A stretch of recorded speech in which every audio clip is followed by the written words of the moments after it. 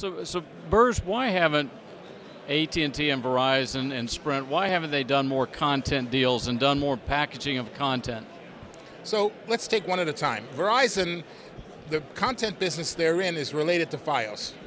And in the Fios region, they have done a good job of selling a television offering and a broadband offering that is much more of what the subscriber is ready to pay for and buy. They're not selling a dumb pipe. They're selling this comprehensive offering. But the odd thing about it is because they don't own 100% of Verizon Wireless and it's Vodafone, and there's somehow this church and state thing that separates them. Although there are a lot of common organizations functionally between Verizon Wireless and Verizon, they're still running those businesses separately.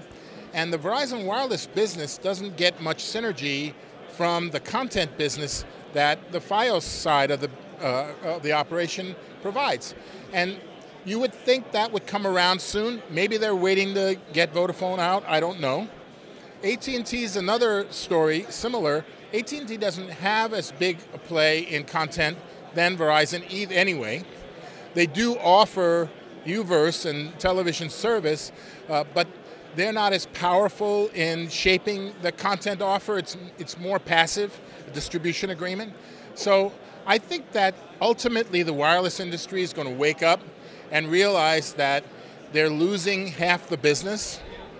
They're leaving the subscriber's desire on the internet side of the business, and they're providing the access to that. But right now they're losing out. They're complaining about it. So what's the next step for them? So I think really the answer is somebody who stands to gain from the operators becoming more involved and proactive is going to be the catalyst that puts this Humpty Dumpty back together again. You would have thought it might be a Google, but Google is kind of the boogeyman too. Maybe when Comcast and Verizon really find the common ground, because NBC and all, Comcast is really the most powerful content company now. You would think there would be some company that would emerge as the facilitator, the solution provider that would make it happen. I haven't seen who it is yet.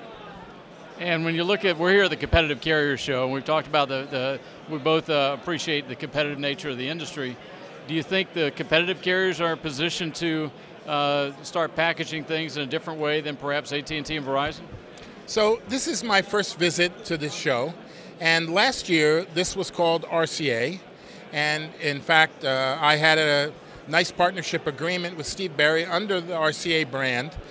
This year I think they've reemerged in a new form that really has a mission, and the mission is to ensure that not only the mobile but the whole communications service industry has a competitive mindset. That is, it's not about consolidation and becoming fewer and more dominant players. It's about a diversity of players that coexist, that have common requirements, that have an ecosystem around them, that have a vendor community, that even in that community is not about bigger is better, but it's about who's more responsive, who has the solutions that scale down as well as up, and really try to make the customer experience better. And I think Steve Barry has done a wonderful job in building a friendly organization that's welcoming and creates a lot of this good, positive energy for people. So when you look around here, it's a small show, but it's a show you want to be there. You want to, and having it in the Big Easy is a good thing for here. I think they're going to have to figure out how then to coexist with CTIA, and same vice versa. I think in many ways, by becoming the CCA, they're going to make CTIA a bit more responsive and have to think through what their positioning is. Berge, thanks for your time. No problem. Nice seeing you.